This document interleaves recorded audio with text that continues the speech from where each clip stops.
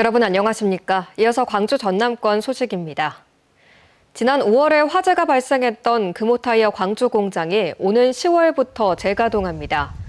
금호타이어는 화재 피해가 없는 1공장과 2공장의 검사 구역 등을 활용해 다음 달부터 타이어 생산을 시작한다고 오늘 밝혔습니다. 금호타이어는 하루 1,000본 생산을 시작으로 올해 안에 하루 4,000본까지 생산량을 끌어올릴 계획입니다. 전라남도가 전남형 만원주택 입주 자격안을 마련하고 도민 의견 수렴에 나섭니다. 입주 자격안에 따르면 청년은 중위소득 170% 이하 조건을 충족해야 하며 최대 6년간 거주할 수 있는데 신혼부부는 자녀를 출산할 경우 자녀 1명의 3년씩 거주 기간이 연장돼 최대 10년간 거주할 수 있도록 했습니다. 전남형 만원주택은 전용 면적 60제곱미터와 84제곱미터 면적의 신축 아파트를 건설해 월 10,000원의 임대료를 받고 청년과 신혼부부에게 공급하는 것으로 진도와 고흥 등 인구 감소 지역 16개 군에 공급될 예정입니다. 교육부가 제시한 2030년 전남통합대학교 국립의대 개교에 대해 전남 지역 반발이 확산하고 있습니다.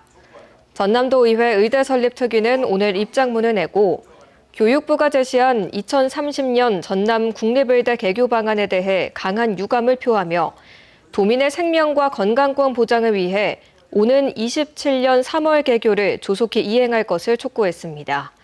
의대 특위는 정부와 국회가 전남 국립의대 설립의 필요성과 정당성을 인정한다며 특별법을 제정해서라도 27년 3월 개교를 실현해야 한다고 주장했습니다. 여순 사건 당시 무고하게 희생된 민간인의 신원이 처음으로 확인됐습니다.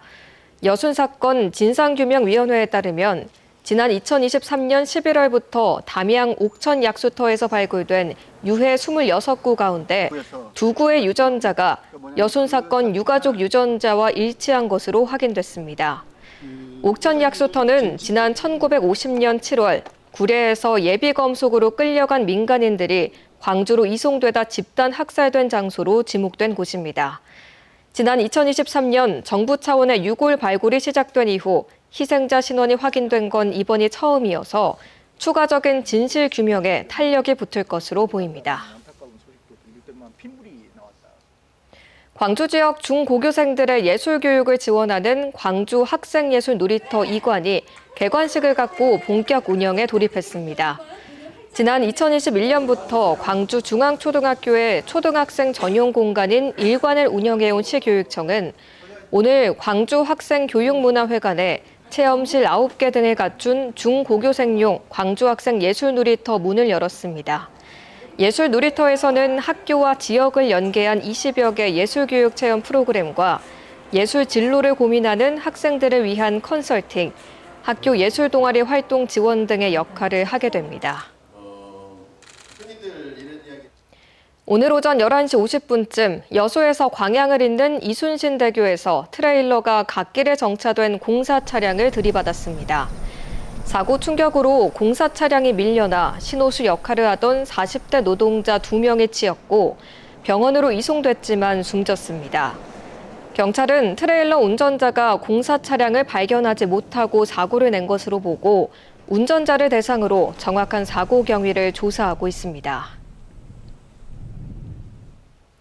어제 오전 10시쯤 광주 광산구 신촌동의 한 공업사에서 소형 지게차 스키드로더를 도색하던 60대가 장비에 끼어 병원으로 이송됐으나 숨졌습니다.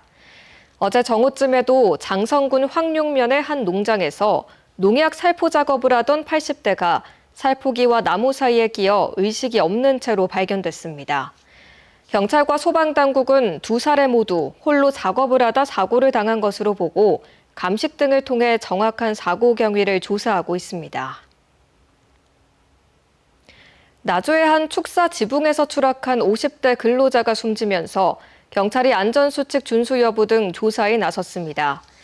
전남경찰청은 지난달 28일 나주시 공산명의 한 축사 지붕에서 50대 근로자가 추락해 병원으로 이송돼 치료를 받았지만 회복하지 못하면서 일주일 만에 숨졌다고 밝혔습니다.